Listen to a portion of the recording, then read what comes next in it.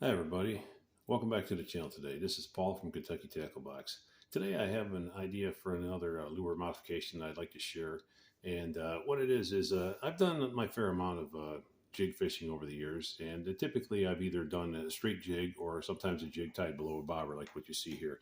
And you know, you can vary the depth that you're running the jig below the bobber through various methods. You can either just you know, run the line through the bobber and shorter or longer, or you could use a slip bobber, things like that.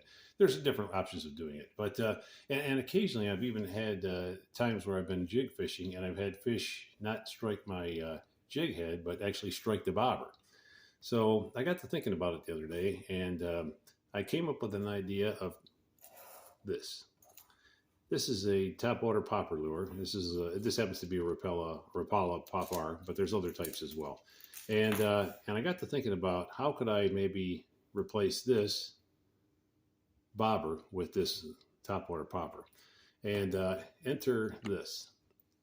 This is the VMC bladed treble, and I've just showed this particular treble hook in a couple of other lures, and it's a pretty versatile lure. And what's interesting about it is it's got this extra little eyelet on the bottom with this blade hanging down, but you can remove it because it's just held down with a split ring.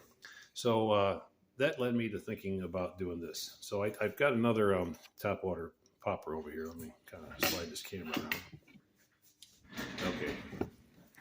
And what I did was I took the front treble hook off it. I replaced it with the bladed treble from VMC. So now I just have the bladed treble. I'll see if I can zoom in and maybe show this a little better here. So I have the VMC bladed treble here. And now that I have that attached to the topwater popper, I've attached a little bit of fishing line to it just for demonstration purposes. And now below it, let me zoom back out, I've attached a jig head. So I started out with this type of system here, which was the traditional bobber or weighted bobber with a jig head. And now I've switched it over to using a topwater plug or topwater popper with a bladed treble with the blade removed, and then tied some line underneath it. And I have these lines fairly short just for video purposes. But if you were going to do something like this, you could kind of adjust the length of your line however far down you want the jig head to run below the popper. So this gives you a couple of benefits, I feel.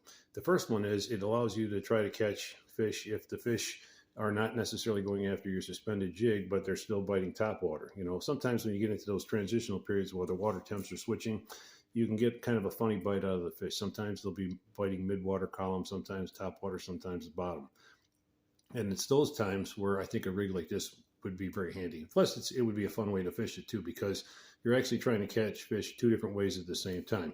You have your jig suspended below that's going to articulate and move as you kind of, you know, jerk your popper along. It's going to pull this along behind it, and it's going to impart some action down here. And then at the same time, any fish that are feeding on topwater stuff may be willing to strike this on top.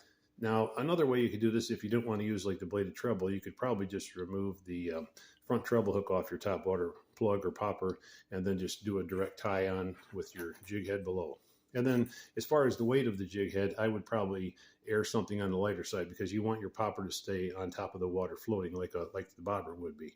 So maybe something on the order of like a 1/16 ounce jig head, or a 1/32 perhaps. You know, and the other thing too is the size of your topwater plug is going to make a difference. The larger the plug that you're using on the topwater, the more buoyant it's going to be, similar to how a larger popper is going to be more buoyant than a smaller one.